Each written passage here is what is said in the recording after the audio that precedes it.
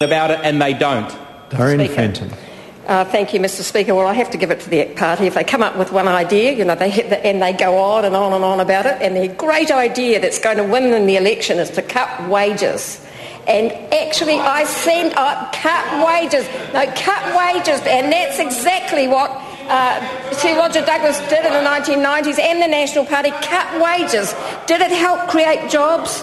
Did it create skills? Did it develop our skills? What it did was lead to a low-wage, low-skill economy. So it's on a false, your whole policy is based on a false premise, and I strongly suggest to the member go back and look at the history about what happened when this country cut wages and whether that created jobs. Did it create jobs in the 1990s? Of course it didn't. Mr. Speaker, I'm very proud of Labor's plan to have all young people earning or learning. I want to congratulate my colleagues that have been involved in putting it together. I know it's taken an awful lot of work.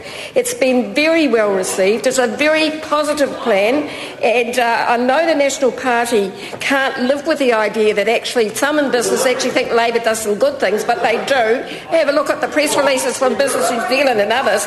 But what it does do also, Mr. Speaker, is it adds to a cohesive economic package that we're putting together. We've announced some of it so far, our monetary policy, our tax policy.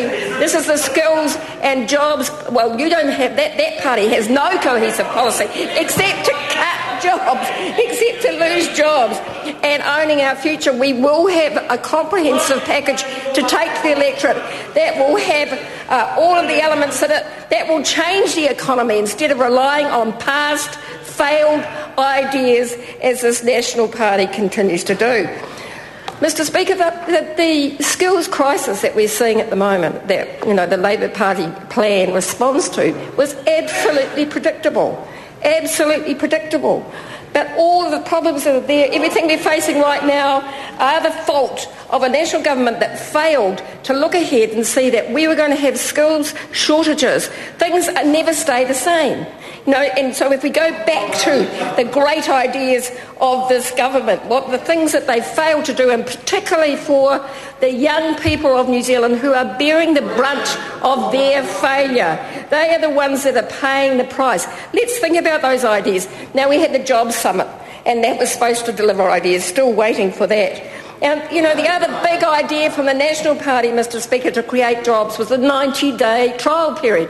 How many jobs has that created for young people? Well, the Minister says 15,000.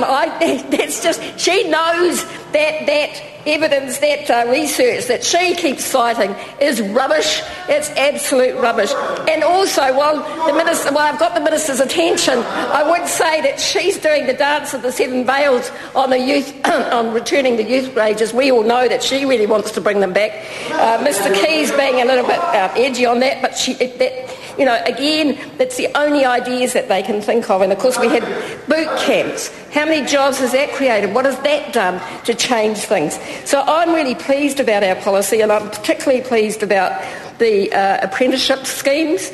And the previous speaker was talking about people sitting in the dole and how wasteful that is. We agree with that, and that's why we will be subsidising employers to take on apprenticeships, to fund 9,000 additional 9,000 additional apprenticeship places. Why subsidisation is necessary?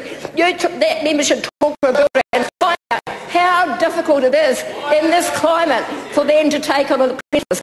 They need assistance to do it. Why should they take all the risks? We're going to help them with that. We're going to help make sure that those young people have much needed skills. And also, we're going to be supporting group apprentices. That's a very, very good scheme. There are some that exist already. What happens in a group apprenticeship scheme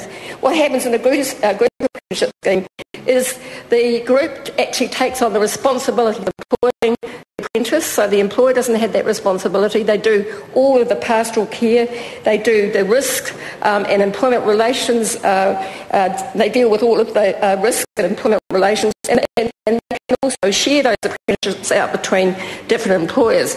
Now, in the process leading up to our announcement, I visited a number of both apprentices and apprentice providers and ITOs. And it was very interesting. And what our policy has done is listened to what those people were saying. Going back to builders, Mr Speaker, it's really hard for them to take on an apprenticeship at the moment. And that's why we support a real boost to make sure they can do so. Louise